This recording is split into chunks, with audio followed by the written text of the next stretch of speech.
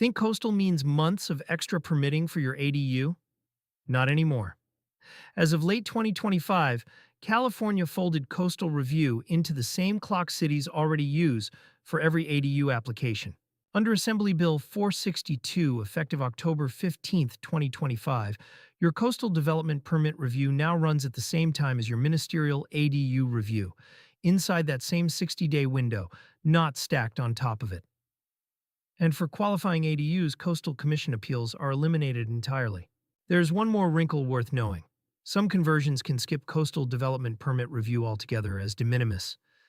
Typically, if you're back from the bluff top and the mean high tide line. That's not guaranteed on every lot, so get your parcel checked before you assume you need the full review.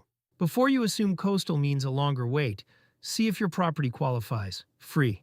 1-800-ADU-PROS matches you with vetted, licensed California ADU builders.